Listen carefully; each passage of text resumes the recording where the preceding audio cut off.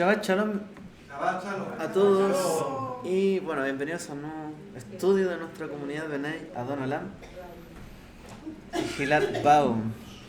Hoy día, cierto, nos corresponde hablar sobre la porción o la parashá Va'et Hanan. Va'et Hanan. ¿Y te paso la cuchara? Ya tienes dos ahí.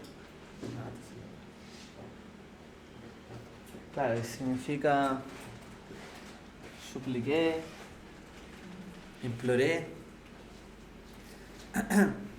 De esta palabra Hanan o Bait Hanan, bueno, viene la palabra gracia, ¿cierto? Que es gen, la palabra de misericordia también, que se puede traducir. Pero bueno, es una gran súplica que hace Moshe. Me gustaría que habláramos de un mix de tópicos, así que voy a partir haciendo un pequeño resumen y luego ir viendo algunos temas, ¿ya? A ver si alcanzamos a ver varias cosas de acá, porque de verdad la porción es muy, a mi juicio, muy bonita, todo lo que dice, ¿cierto? Muy didáctica, se dirige directamente al corazón de las personas. Por lo tanto uno lo lee y de hecho muchos de los extractos que recitamos en el Sidur, ¿cierto? Y las oraciones están en esta parashá. El Shema, ¿cierto? Se te ha mostrado para saber que solo les dio la ley, no parte de allí, y entre otras cosas, porque realmente son palabras muy directas al corazón, ¿cierto? Del pueblo. Y la Haftará también tiene de ello, hablando al corazón, consolados, dice, hablada al corazón de Jerusalén. Bueno, esta es una palabra o una parashá en sí que trata de hablar al corazón del pueblo, ¿cierto? De ahí a lo más íntimo, que es nuestro Shema, nuestra declaración de fe, de declarar que Dios es uno, ¿cierto? Y de amarle, de servirle, de temerle, con toda la fuerza. Entonces, esto es como quien dice, quien ama realmente tiene que demostrarlo. Bueno, hay que demostrarlo y hacerlo con todas las fuerzas. Por lo tanto, esta porción habla del corazón directamente para que uno esté convencido o no, si va a amar a Dios o no lo va a amar. Y Dios hace todo a través de Moshe, un recuento de las cosas que pasaron para decirle, mira, yo soy el que te acompañó en todo esto, el que te ama. Bueno, este libro de Devarim se llama en general Mishneh Torah porque repite más de 100 mandamientos que ya habían sido dados en los libros anteriores. El rabino Shimshon Rafael Hirsch o Samson explica que de las 199 mandamientos que hay en este libro de Devarim, más de 70 son nuevos. Hay 70 mandamientos nuevos, pero el resto son todos mandamientos ya que estaban dichos. Estas mitzvot repetidas se centran en áreas que tienen la urgencia en el sentido de que Israel va entrando a la tierra prometida y tiene que encontrarse con las naciones vecinas, que es lo que hemos estado hablando en parte, ¿cierto?, de las semanas anteriores. Ese impacto de encontrarse con los vecinos, su moral y las prácticas que tenían. Por lo tanto, se refuerza mucho los mandamientos que tienen que ver con que no se mezclen ni hagan las prácticas de ellos. De hecho, en esta porción leíamos también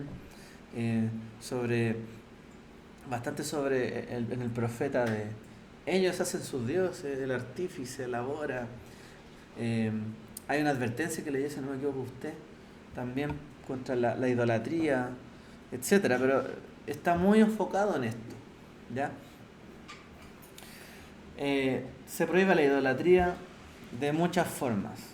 Entonces, todo esto era necesario porque se enfrentaban a una nación, a un pueblo, a una cultura diferente que eran idólatras. ¿Y cómo distinguir qué era o no idolatría? ¿Cierto? A lo mejor ellos podrían haber pensado, bueno, nosotros tenemos nuestro Dios y ellos tienen sus dioses. Pero finalmente el corazón de muchos de ellos se volcó hacia esos dioses que tal vez uno, como dice esta para allá, oye, date cuenta, esto es para hacerte saber que Él es el Señor tu Dios y no hay ningún otro. O sea, no hay nadie fuera de Él. Pero a lo mejor algunos creían, bueno, todavía ellos tendrán sus dioses, a lo mejor su Dios me protege de esto, otro. Pero no podía ser así. Entonces todo esto es una advertencia para que Israel no corra o no incurra en las prácticas de los cananeos. Entonces, ya muchos de estos mandamientos que se habían dado antes eran no para cumplirlos en el desierto, sino en la tierra prometida. Por lo tanto, había que hablar la tierra prometida. Nuevamente repetir esto. A mí me llama la atención, como leímos también en la Brit Hadashah, la Haftará, donde dice decirle a ese monte alto que se venga abajo, ese valle que se aplane, ¿cierto? Y después habla también del desierto, ¿cierto? Dice preparad un camino, ¿cierto? En el desierto. Y ahí habla en el contexto del profeta, porque Dios se revelará, dice, así se revelará ante todos.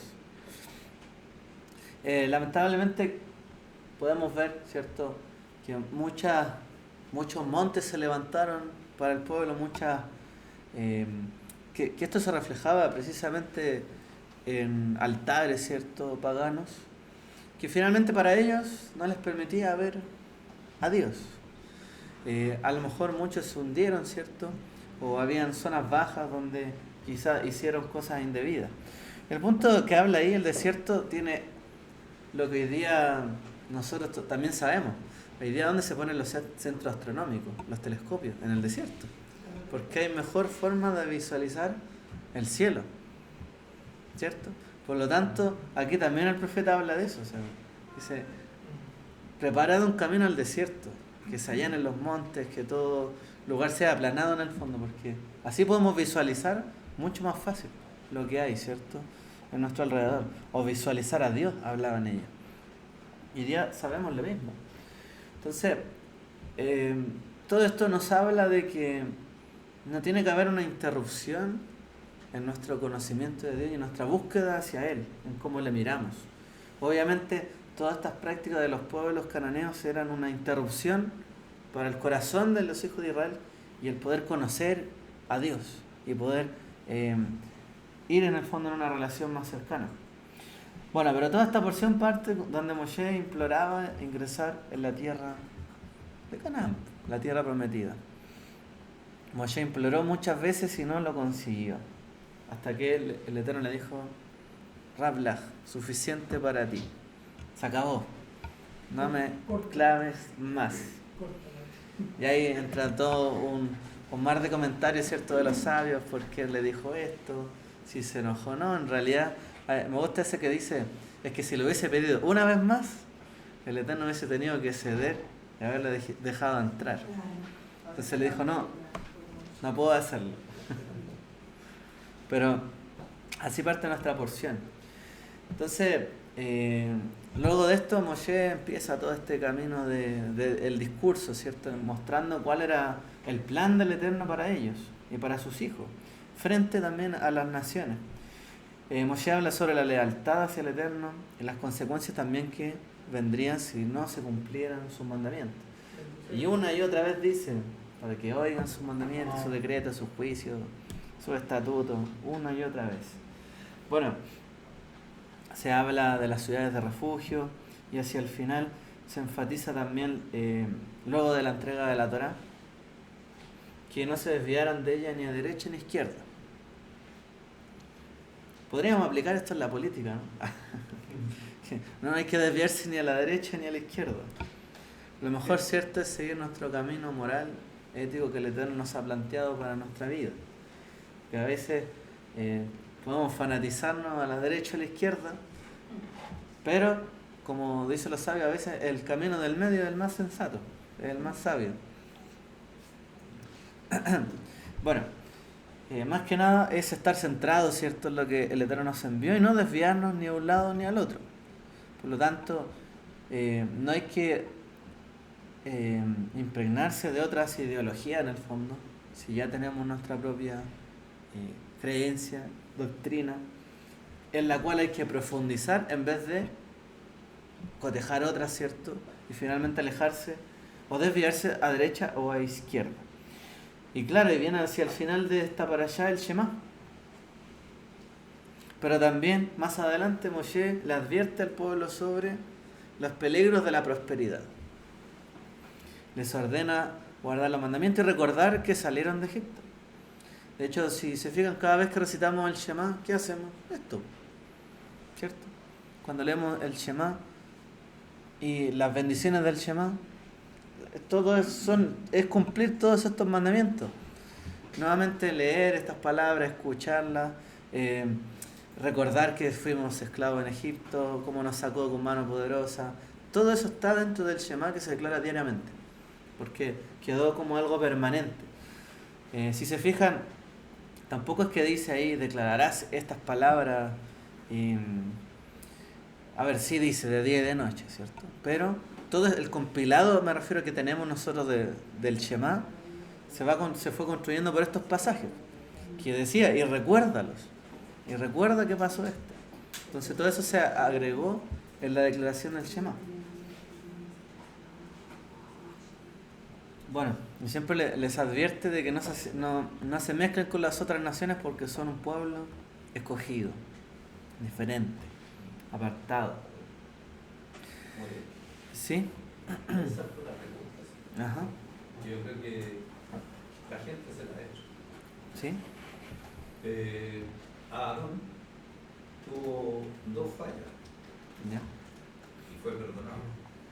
Uh-huh. Ahora, ¿por qué el objetivo del Eterno de no haber dejado entrar a Moshe a la tierra prometida, a la nueva tierra? ¿Cuál era el objetivo de mostrarle al pueblo qué?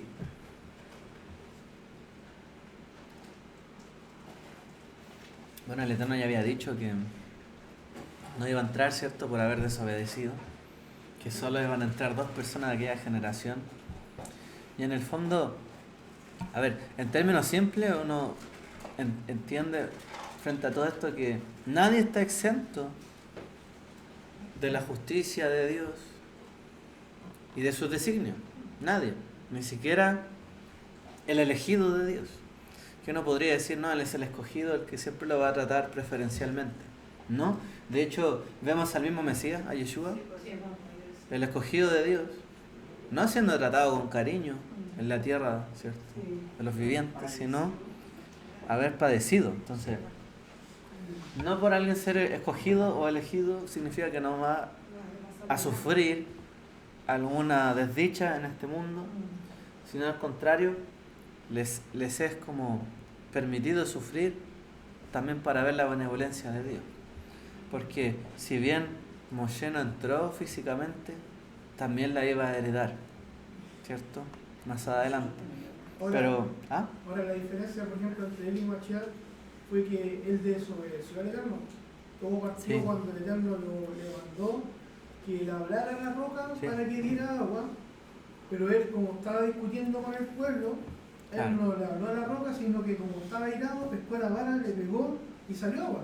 El Eterno cumplió en este caso el milagro de darle agua, pero de ahí fue cuando el Eterno le dijo, oye, ven para acá, es lo que pasó, y ahí lo castigó. Que en el fondo estuvo... Porque no lo dejó ver, porque con esa acción no permitió que la gloria del Creador fuera demostrada.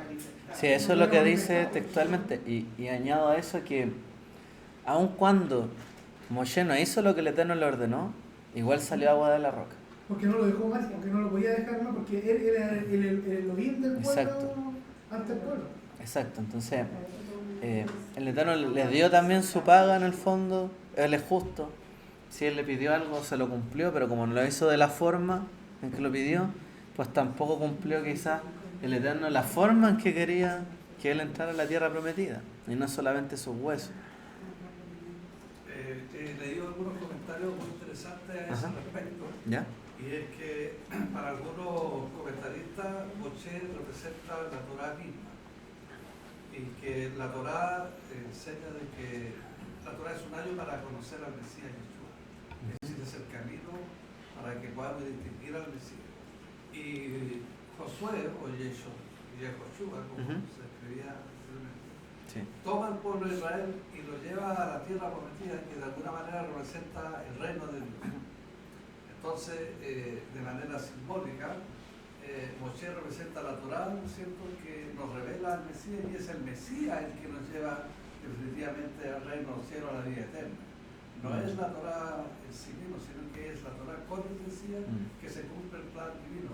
Y esa sería la razón profética, ¿no es cierto?, en la segunda lectura de por qué Moshe no entra él con el pueblo al reino de Dios, entre comillas, sino que lo coloca ahí a las puertas del reino, y es Yeshua, a través de su sacrificio, el Hijo del Altísimo, por profecía, el que definitivamente nos da la redención, que es la salvación, el perdón de nuestros pecados y la vida eterna, el vino sobre él. Es un comentario que a mí me parece muy interesante, que de alguna manera le da sentido a esa preocupación de por qué Moshe no entró a la tierra. Sí. Bueno, todo eso nos habla de un cambio por ejemplo, usted habla de una etapa de la redención, pero también es una etapa de una generación que cambia. Finalmente entra toda una nueva generación con un nuevo liderazgo. Moshe no iba a vivir 200 años, iba a vivir poco más que eso. Tampoco iba a tener mucha fuerza quizás para llevar al pueblo en la conquista de la tierra en uno y otro lugar. Probablemente su misión y su rol fue el entregar la Torá, guiar al pueblo a ser el pastor fiel de Israel, enseñarles, ¿cierto?, sobre el correcto juicio, etcétera. Pero como en cualquier cierto reino o país, bueno, una persona en la que está en el juicio, otra persona en la que toma las decisiones militares, por ejemplo. Moshe fue un poco de todo, fue sacerdote, lo guió ahí y allá, ¿cierto?, en el tema militar. Fue un poco de todo, seamos honestos, ¿cierto? Pero ya entrando en la tierra se tenía que cumplir también la distribución que el Eterno había ordenado, ¿cierto?, para el pueblo. Y probablemente en esa distribución ya no iban a tener un rey, por ejemplo, un líder máximo, como podría haber sido Moshe. Todos hubiesen dicho, bueno, que Moshe sea el rey. Pero no había rey. De hecho lo dice, bueno, cuando te pidan un rey, porque no se estableció así. Entonces, probablemente, bueno, hay muchas cosas que podríamos decir y señalar. Lo que es claro que pasó en el Peshat, o en el sentido literal, es que Moshe no cumplió con el mandato del Eterno, no mostró su gloria, por lo tanto, lamentablemente no fue merecedor de ver la gloria de Dios en la conquista de la tierra. Llegó hasta allí, hasta esa generación. Hasta donde duró su enojo, por así decirlo, con esa generación. ¿Tiene su lugar guardado? Sí. Creemos que sí. Creemos que el justo tiene su recompensa. Si no, no estaríamos aquí. Es increíble la similitud, porque cuando el Creador se enojaba con el pueblo, le decía a Moshe, lo voy a destruir aquí acá, y Moshe, no, tranquilo, no lo hagan, Sí. porque va a ser esto. Pero después cuando él ve al pueblo, se enoja con el pueblo, también hace lo mismo. O sea, cuando tiró las tablas, estaba enojado, después las tablas no se las merece. Me acuerdo que hablamos de ese tema, porque y son cosas... el asunto fue el enojo que tuvo. Que Mira, yo si puedo porque primeramente rompió las tablas de piedra de las Lujot, ¿cierto?, que el Eterno escribió, y el Eterno no se enojó por eso. Cuando eran los 10 mandamientos, por así decirlo, los enunciados, escritos por el dedo de Dios, y no se enojó por eso. Pero sí se enojó por golpear una piedra común. Para que veamos, ¿cierto?, la diferencia. Y lo vimos, ya lo vimos. Esto. Lo que dice después los que explican salir, que dice Saulo y la roca era el Machías, que lo seguía. Entonces prácticamente Moshe golpeó al Machías.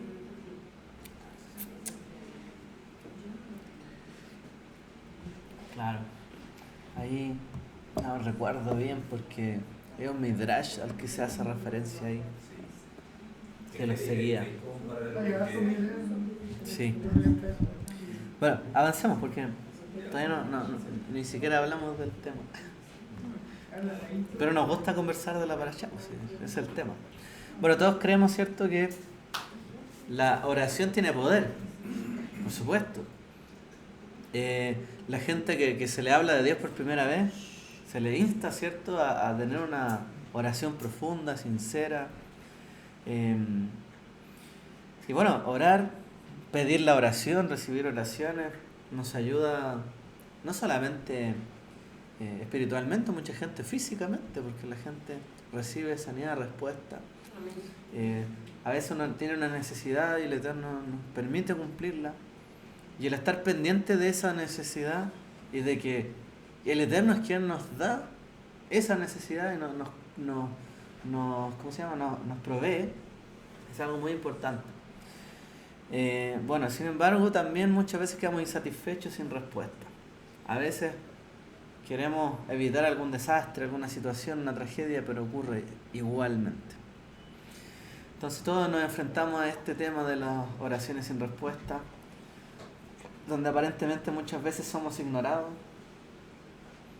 o nuestras peticiones son rechazadas, parece.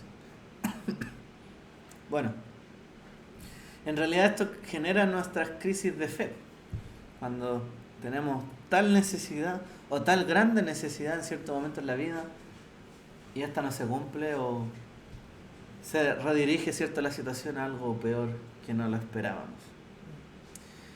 Bueno, el rey David en los Salmos reflexiona de esto muchas veces. También, ¿cierto?, Job reflexiona sobre esto muchas veces. Entonces, Moshe también sufre esta situación, o sea, la persona que hablaba cara a cara con Dios, que le hablaba, le preguntaba, le consultaba, tenía respuesta, siempre tuvo respuesta de parte del Eterno.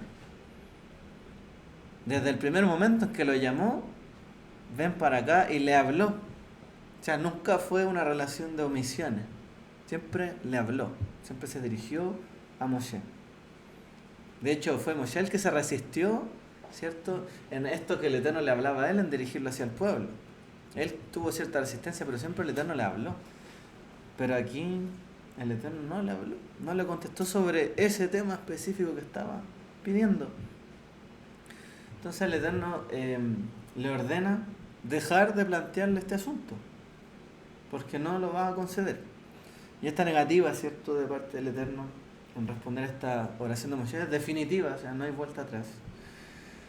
Sí, Moshe había sacado al pueblo, lo había salvado a su hermano, a su hermana, a los hijos de Israel una y otra vez, pero no todo ello era mérito para conceder esto en particular. Entonces, por allí, ¿cierto?, podríamos pensar que, de hecho, ¿usted se ha fijado cuando queremos reclamar algún tema? Siempre tratamos de hablar de los méritos, ¿cierto?, o los derechos que tenemos sobre cierta situación. Porque uno siempre quiere reclamar, no, pero es que tengo derecho a esto, de aquí a allá, o simplemente, oye, yo hago bien las cosas, he hecho esto bien, esto acá, entonces ¿por qué no me dan esto? Pero puede haber una simple instrucción que diga, si no cumple tal requisito, no se cumple esto. Y como no lo cumple, uno trata de buscar 1000 excusas o 1000 méritos para tratar de que nos concedan tal situación. De hecho, esto es como algo bien típico cuando uno reclama cualquier cosa, un servicio, o quizá en el trabajo, o quizá en la vida familiar, que se reclaman cosas. Pero como yo he hecho esto y esto otro, y tú en esta situación me tratas así o me pasa esto. Y la respuesta es, sí, pero es que ese es otro tema. No mezcles las cosas. Y algunos cuando se le acaban estos argumentos dicen, oye, pero el otro, míralo, el otro claro, mira al otro, y yo no. pero ¿cómo los demás? No. Claro, entonces, bueno, se presta para muchos argumentos, o incluso por el lado bueno, méritos. Oye, mira, tengo esto, otro, esto aquí, esto allá. ¿Cómo no me vas a dar esto? La respuesta del cielo fue no.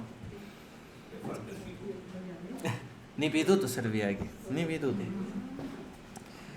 Probablemente solo el Mashiach podría haber intervenido, pero la respuesta fue no.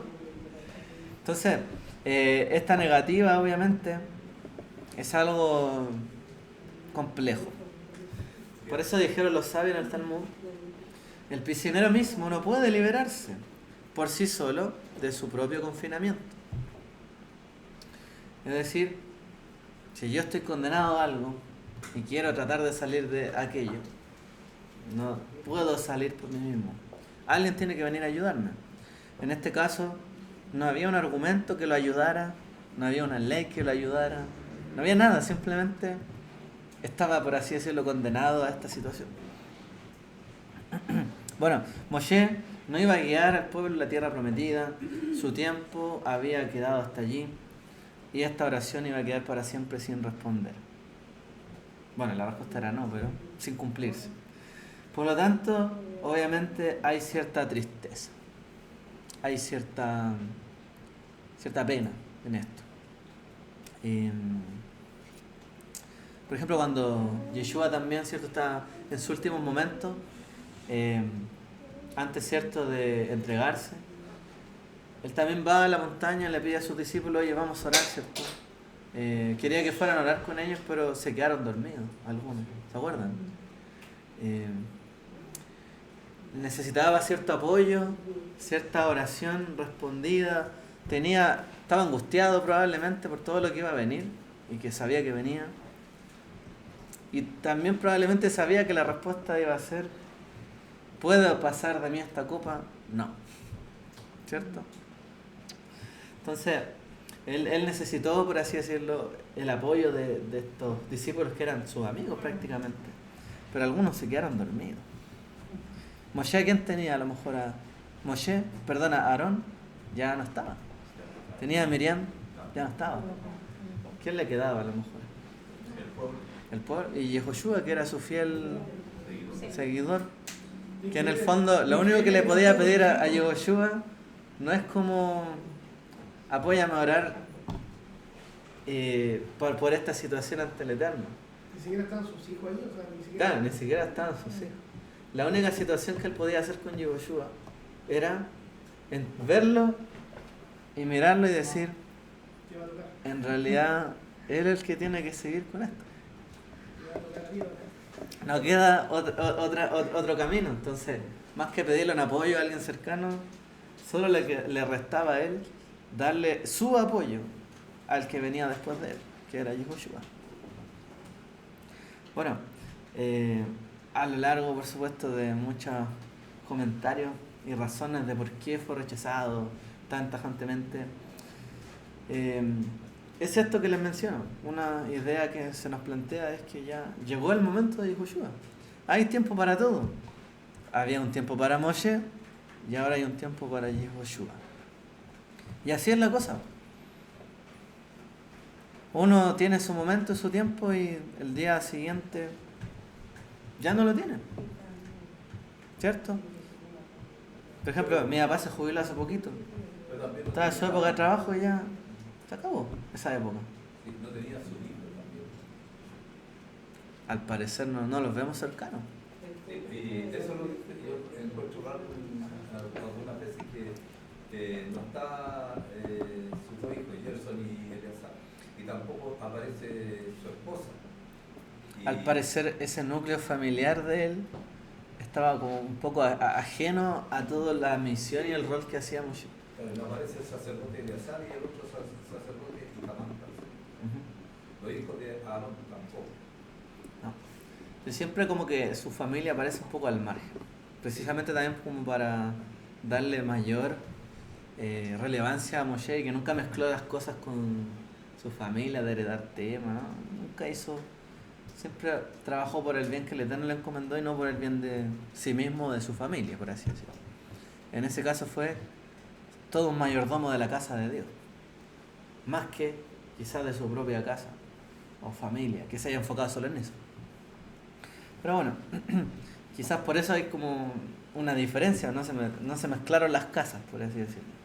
Bueno, el dominio de un gobernante no puede sobrepasar el de su sucesor ni por un pelo, dice el Talmud. O sea, el dominio de un gobernante no puede sobrepasar el de su sucesor, el que viene después de él, ni por un pelo. O sea, si en tal momento regía una persona con poder y en el minuto siguiente rige el otro, no puede sobrepasar de ese minuto ningún pelo. Esa es la clave para que haya un liderazgo que se respeta también. Porque si no, si hay dos líderes imagínense, es lo típico de las películas, ¿no? De repente murió el rey, quedaron los hijos, se pelean el reino entre dos herederos o entre más y queda literalmente el desastre. Porque se sobrepasan, ¿cierto?, los dominios. Y esto no puede pasar. Otra cosa que se dice es que la generación de Moshe no iba a entrar en la tierra de Israel, incluyéndolo a él. Entonces, aparte, si se había dicho que no iba a entrar esa generación, ¿por qué Moshe, si era de esa generación, iba a poder entrar? No, tampoco podía ser favorecido en esto.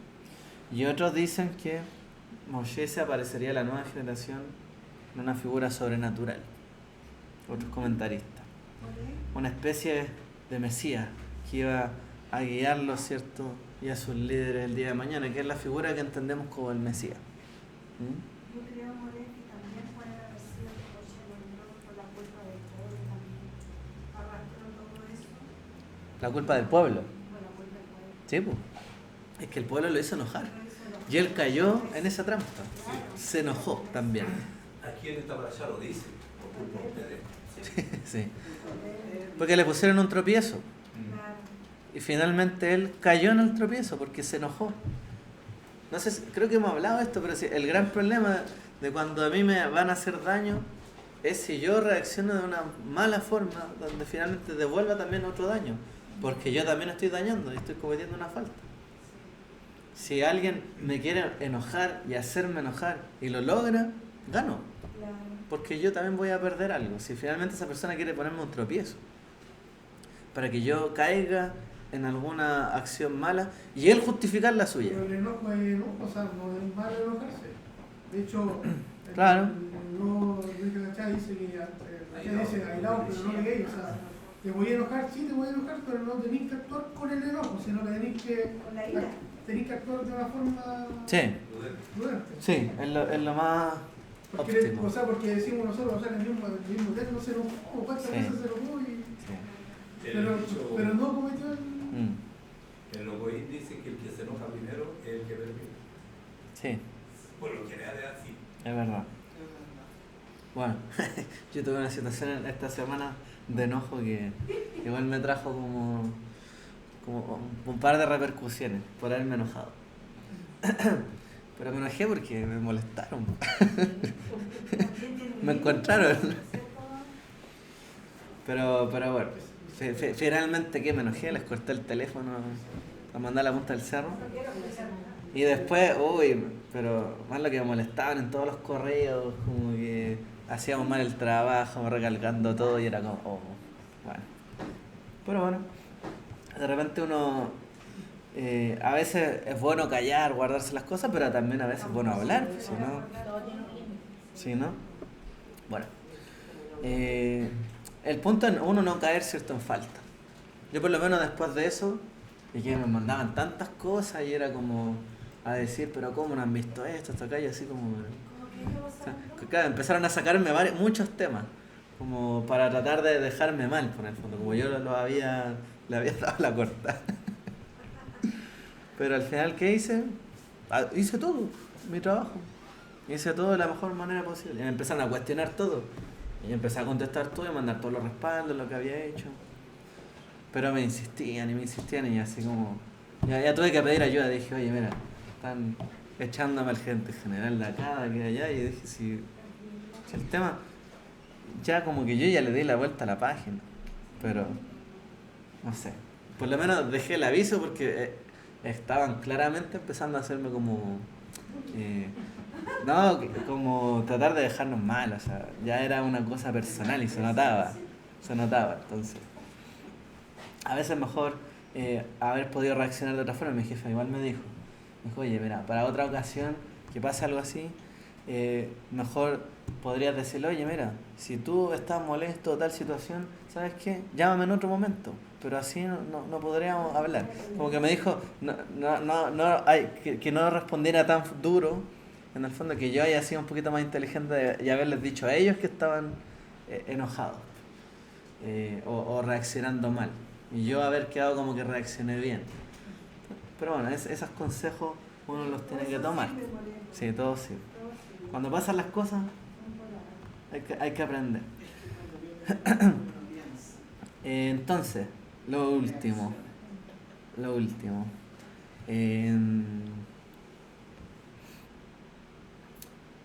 Bueno, en el fondo por el bien de Israel mismo es que Moshe no entró, porque tenía que entrar no en ese momento, sino digamos en el mundo venidero, en el reino, ya cuando lo heredaran. Ese era como el momento, dicen algunos. Bueno, todas estas ideas son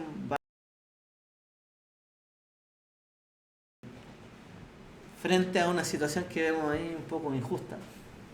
Quizás para muchos es injusto, ¿cierto? Y por eso nos preguntamos, ¿pero por qué? Si no, no nos preguntaríamos nada, si no encontráramos una pizca de injusticia en ello, ¿cierto? Pero es por eso que les decía, porque uno cuando ve alguna, comilla, injusticia, trata de buscar el mérito, o alguna excusa, alguna situación alternativa. ¿Por qué podría dársele esta concesión? Pero bueno, no siempre es así. Entonces, ¿no conocemos lo que hay en la mente de Dios? ¿Somos seres vivos como Dios está vivo? Sí. Pero somos finitos y el eterno Él es eterno. Jamás podremos comprender el infinito en este sentido. Lo aproximamos solamente como para poder entenderlo, ¿cierto? En las matemáticas. Por lo tanto, tenemos que conformarnos y permanecer satisfechos, por así decirlo, incluso si nuestra oración no se cumple. Nuestro refugio sigue siendo la fe y la aceptación de lo que no comprendemos. Quizás hay un plan de Dios detrás de todo esto, de cada cosa. Bueno, esta parashá nos dice, como decíamos al principio, estábamos hablando de la gran cantidad de mandamientos que se repiten en este libro es sobre la idolatría. Y dice, tengan mucho cuidado por sus almas, pues no vieron ninguna semejanza el día en que el Eterno les habló en Joreb desde el fuego. No sea que se corrompan y se hagan una imagen tallada, una semejanza de cualquier forma. Entonces, una pregunta. ¿Qué tan fácil es creer en Dios? ¿Qué tan fácil es creer en Dios? Porque dice, tengan cuidado de sus almas, ustedes no vieron ninguna semejanza de persona ni de nada. Les habló desde el fuego. No vayan a tratar de darle una imagen tallada o cualquier semejanza. Entonces, ¿qué tan fácil es creer en Dios? ¿Necesitamos verlo? ¿Sí o sí? Porque eso le está diciendo. Ustedes quieren verlo, darle una figura. Ver para creer. ¿Es fácil creer en Dios si no lo vemos? Usted dice que sí. ¿Ya? Es que... Depende. ¿Pero qué tan fácil es? Depende. O sea, ¿O a qué se puede comparar esa facilidad? No sé, no es tan fácil. no es fácil. No es fácil. Porque la gente trata de decir cómo tú puedes creer en algo que no ves. Que lo ves, sí. Eso es lo primero que te dice. Lo dice. Bueno, uno dice, bueno, tú crees en el aire, no lo ves. Y en el amor, que no lo ve. Claro, pero lo siento. El amor lo siente y el aire también lo siente. Y entonces ahí viene, ¿y cómo no vas a sentir a tu padre, a Adonai, que él dice que renueva su creación todos los días? Y todos los días tienes el milagro de despertarte y amanecer. Entonces, ¿cómo no lo vas a sentir? Claro, pero eso yo lo digo ahora que sé. Pero hace 20 años atrás no sabía, no tenía idea, porque yo no estaba en el colegio. Claro. Entonces, ahí era difícil. Ahora a mí me es fácil. Y como decía usted con respecto a Moisés, uno se cuestiona y trata de buscar respuestas. Pero el libro de Corintios dice que esta palabra es fiel y verdadera. Entonces uno tiene que aceptar que la palabra es fiel y verdadera. Entonces, claro, pero como humano, a mí me gustaría saber un poquito más, o sea, entender. Pero ahora, ¿quién me reportaría? ¿La ganancia cuál sería? Entonces, ¿aumentaría mi fe? ¿Decrementaría mi fe? Esas son cosas que yo le digo a mi señora que uno debe responderse cuando va a buscar algo. Si tiene ganancia, tiene pérdida, ¿qué es lo que tiene que lograr? Ahora, está perfecto lo que mencionaste, súper interesante. La pregunta es, ¿qué tan fácil es creer? ¿O a qué se puede comparar esa facilidad? Porque usted mencionó varias cosas que sí van en la clave de esto, pero ¿puedo creer así de fácil en Dios como creo en qué? ¿Es Débora? No, yo creo que es fácil, pero perseverar en la creencia es difícil, porque somos personas que necesitamos constantemente que nos demuestren que nos escuchan, que nos entienden, que nos salva o ¿cómo se llama? Eso, que somos constantemente que necesitamos presencia. Entonces, cuando el Eterno no nos responde, creemos que ya nos abandonó, que no nos quiere o que está enojado. Pero es fácil creer. Pero constantemente que nosotros, sin demostrar, o sea, que sin que Dios nos demuestre, es difícil. Mira,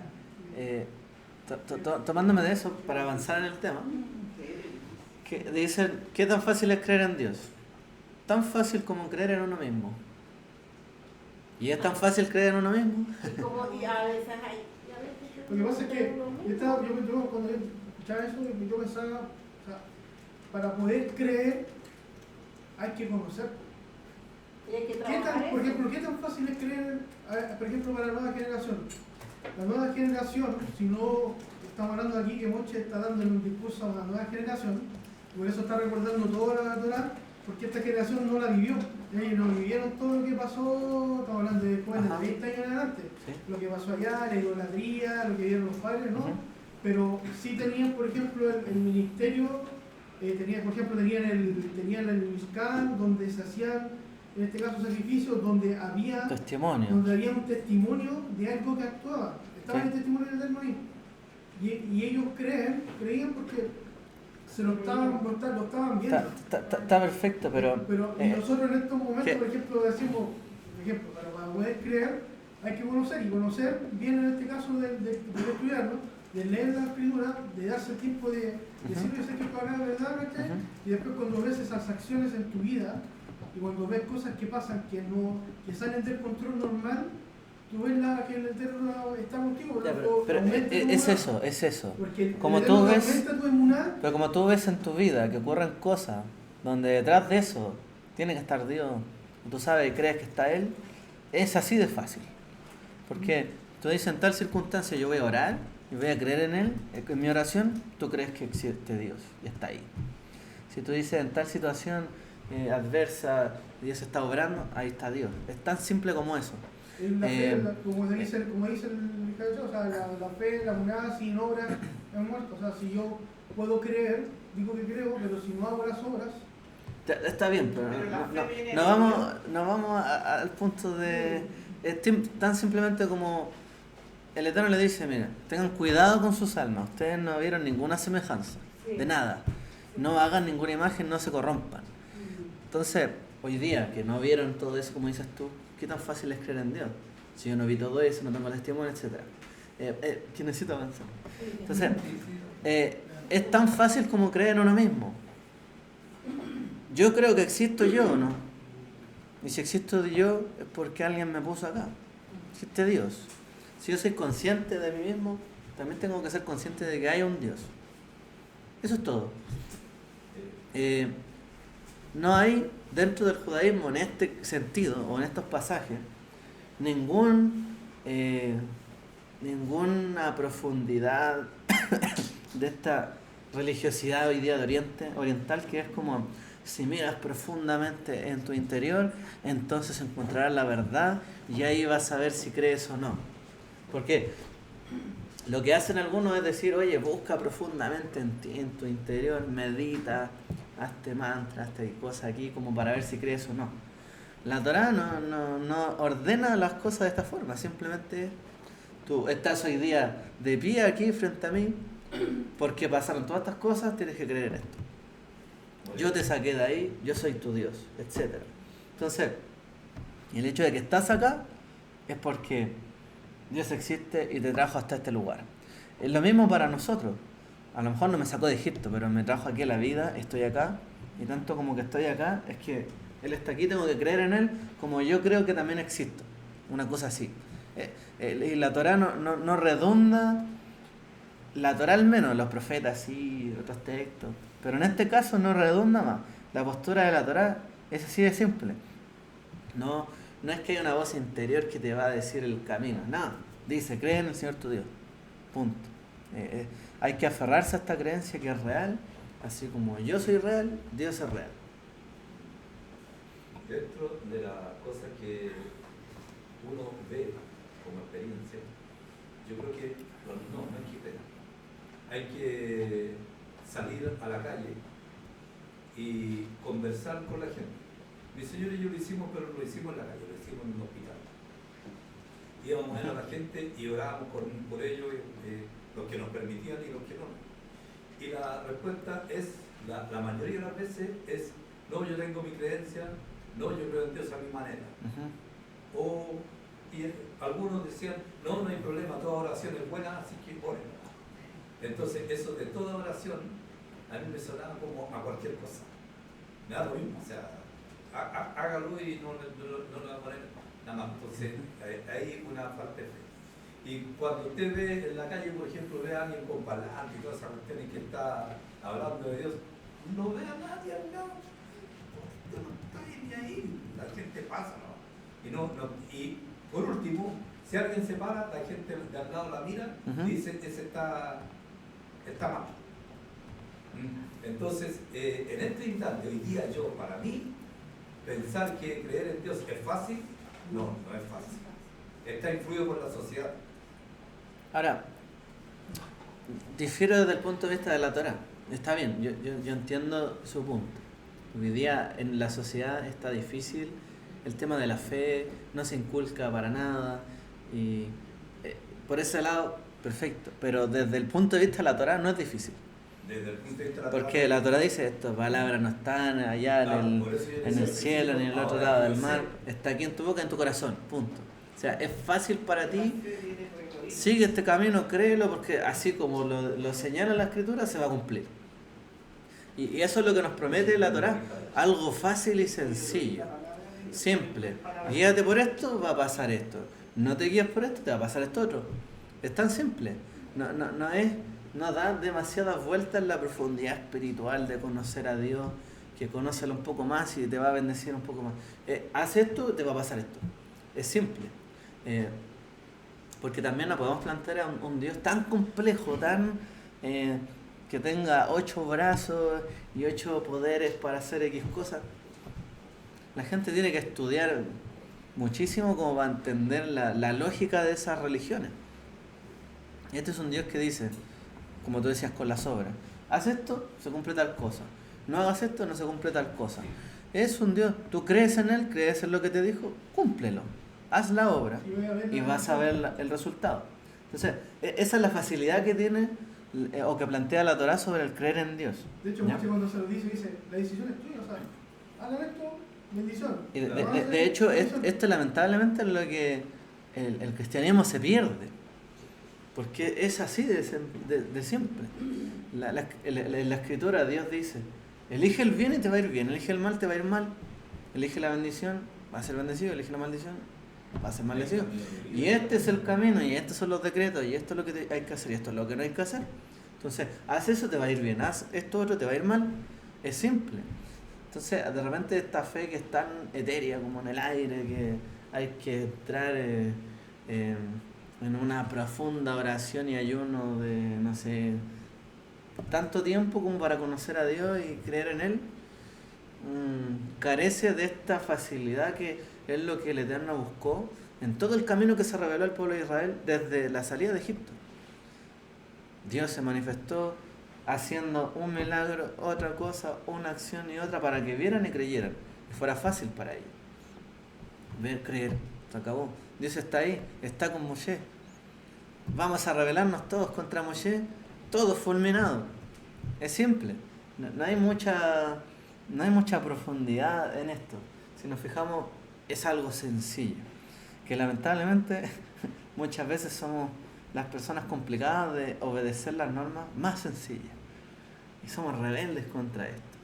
Bueno, en esta porción en el fondo el Eterno está hablando contra esa rebeldía del corazón de los hijos de Israel, de que aunque las cosas las veían, las tenían ahí a mano, ahora iban a entrar en la tierra que Dios le prometió a Abraham, un antepasado de hace generaciones, iban a cumplir eso, tenían como un montón de cosas visibles para ver que en realidad Dios estaba con ellos, pero aún así iban a verse tentados de, entrando en la tierra, construir un monito de yeso, de arcilla, de barro, para decir, este es Dios.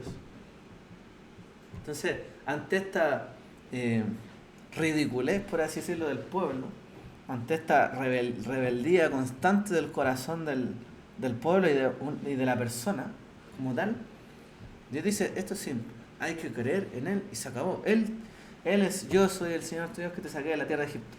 No harás otros dioses delante de mí. Punto. Entonces, cuando la Escritura en esta por allá habla de cuídense mucho, guarden esto, no dice en general, bueno, lo dice en singular o en plural. Ahora, significa de que tenemos que cuidarnos de cualquier tipo de influencia, ya sea personal o plural, porque hay algunos ataques que vienen a nivel personal. Como decíamos, es tan fácil creer en Dios como creer en mí mismo, pero a veces yo tengo inseguridades. Y a veces yo dudo de Dios como dudo de mí. Como dudo de mí, dudo de Él. ¿Podré hacer esto? A lo mejor no puedo. ¿Pero qué estamos diciendo con esto? Bueno, tampoco Dios me puede ayudar para que lo haga. Entonces yo digo no puedo. Entonces Dios tampoco es capaz de hacerte que tú lo puedas hacer. Entonces dudo de mí, dudo de Dios, por ejemplo. Y tenemos que tratar de revertir esto. Ahora, eso es lo que lleva a la idolatría, finalmente, el dudar de Dios y el dudar de lo que Él ha hecho por nosotros. Estos son errores fatales. Ahora, el poder protegernos de cualquier otra idea, ideología, creencia, idolatría, es precisamente cumplir sus mandamientos, que son fieles servidores de Dios para mantenernos, ¿cierto?, en este camino. Ahora, el versículo que leímos nos dice, guárdense ustedes mire, tengan mucho cuidado ustedes como personas, no dice, tengan cuidado por sus almas. Y esto es algo que no aparece en todos lados en la Torá. Tengan cuidado por sus almas, dice. Porque no vieron ninguna semejanza en el día que Dios le habló en Joré desde el fuego.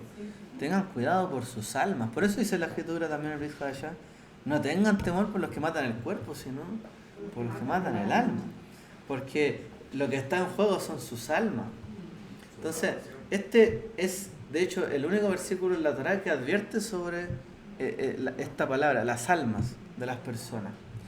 Y esta sutil diferencia, referente a otros versículos, nos habla de que no es un peligro que me va a interrumpir en mi actividad normal de mi vida, sino que es un problema en nuestra alma, es decir, en nuestra relación con Dios.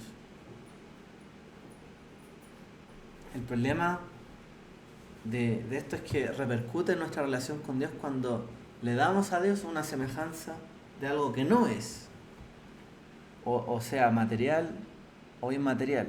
Entonces, la Torá nos advierte de que no tenemos que hacer ninguna representación material de Dios, ¿cierto? Física, ya que podemos distorsionar nuestra concepción de Él, que Él es un Dios invisible, sobrenatural, intangible. Ahora, el peligro en este sentido no es que abandonemos a ese Dios por otro Dios o otro poder real o imaginario.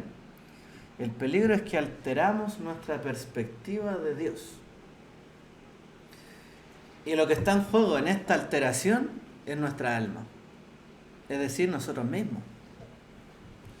O sea, equivocarnos con Dios o de nuestra concepción que tenemos con Él afecta la calidad de nuestras almas y nuestra relación con Él.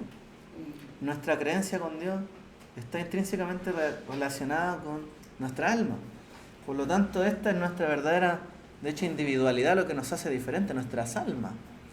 Entonces, si yo le doy a Dios un objeto diferente al que Él es, tengo un problema en nuestra relación. De hecho, esto yo creo que se vive en general en las parejas, ¿no? Cuando hay una errónea concepción del otro, de lo que el otro tiene que hacer o decir o lo que sea, terminan afectando la relación.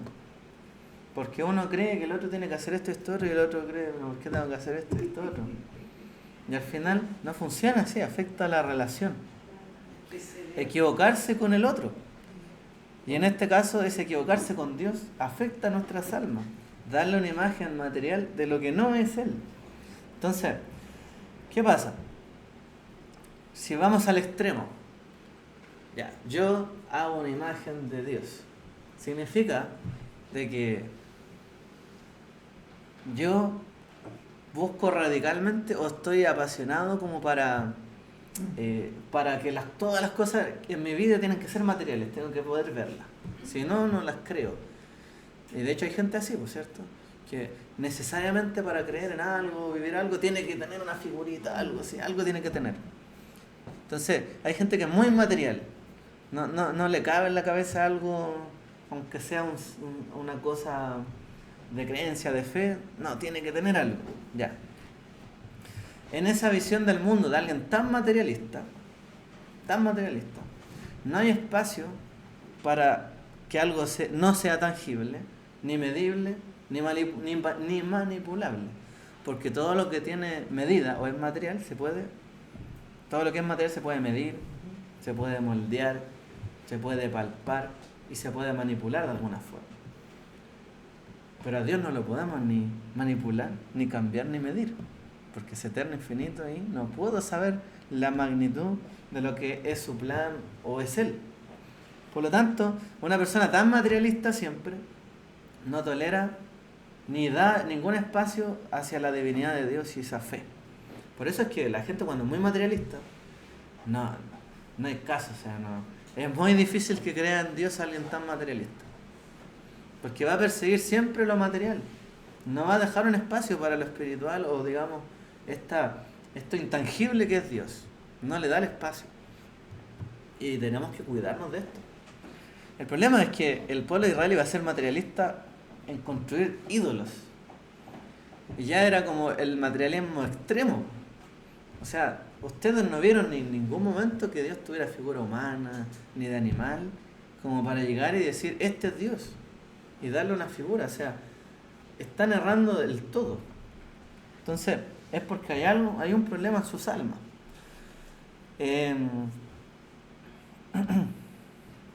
A ver, la mayoría de nosotros, bueno, no quiero extenderme demasiado porque en realidad ya es tarde, déjenme ir directo como a la conclusión. Pero el punto es que nosotros no tenemos que creer que a Dios lo podemos ver y manipular. De hecho, tenemos que creer que Él es más real que nosotros. Porque yo digo, a ver si Dios existe, que mueva esta piedra. Hay gente que hace eso, ¿no? Están probadas. Entonces, como no puede mover eso material, entre comillas, no puede, Dios no lo hace, no existe.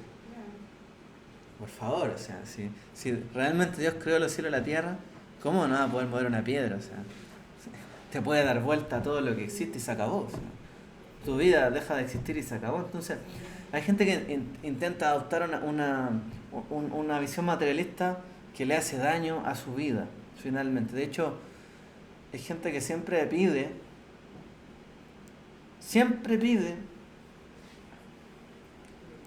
una condición para ellos ceder su confianza. Piénsenlo así. Si yo soy tan materialista y alguien me pide algo, bueno, hazme tú esto y yo te doy eso. Pero quiero verlo, que lo hagas para yo darte esto.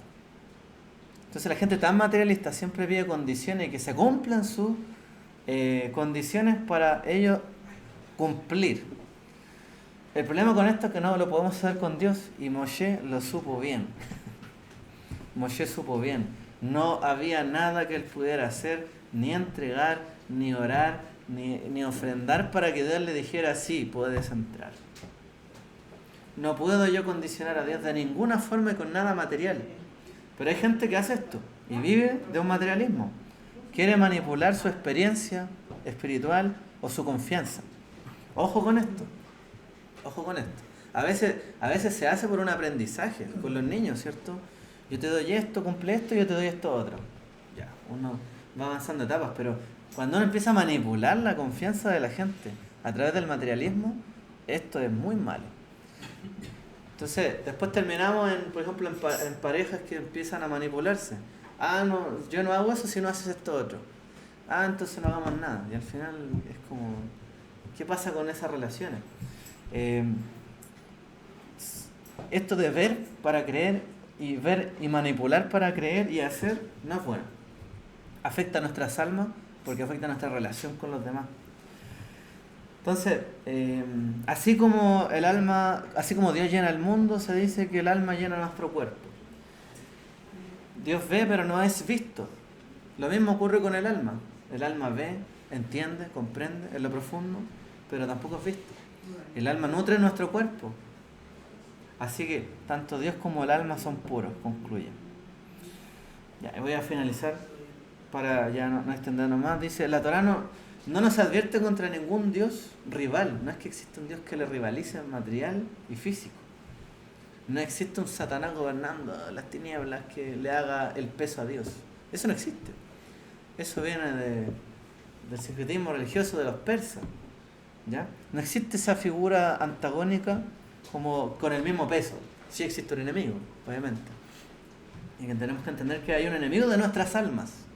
Porque está buscando hacernos tropezar en nuestra relación con Dios. Y es precisamente condicionar nuestra relación con Dios. Es como cuando fue Dios con Job. O sea, y vino, dice Satanás, de rondear la tierra y va y le dice, oye, pero te sirve. Mira, mi hijo, ¿lo viste? ¿Cómo es? Es fiel en todo esto. Pero quítale eso, po. Condición material, quítale esto otro. Quítale esto otro a ver si te sirve. Quítale esto a ver si te sirve. Lo material.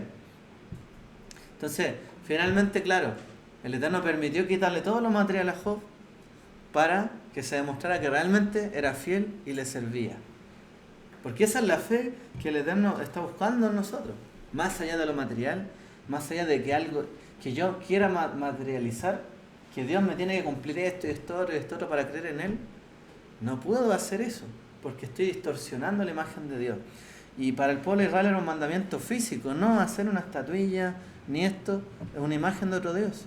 Pero para nosotros tiene que ser todo tipo de cosa material que le pidamos a Él. Entonces, si Moshe se hubiese anclado en esta oración y haber dicho, si tú no me cumples esto, dejo de creer en ti. Bueno, Moshe ni entraba a la tierra prometida y quizás ni en el Olam Jabá, en el mundo venidero. Entonces no podemos condicionar a Dios. Así que, si convertimos toda esta experiencia del Sinai, que fue sensorial, fue física, vieron el fuego, decimos en el fondo, toda la experiencia espiritual de Israel también fue física. Por lo tanto, me quedo con esto. Pero no voy a ahondar más allá en que Dios pueda ser materializado sí o sí. Porque ya dio luces, señales, y ya actuó y se mostró ante el pueblo. Este es el testimonio para todas las generaciones. Y la única vez que va a volver a ocurrir, ¿cierto? Va a ser cuando venga el Dios a reinar sobre todas las cosas.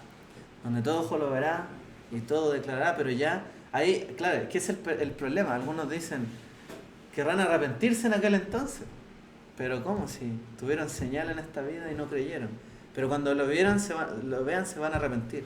Y dice, bueno, ahí será el lloro y el crujir de dientes.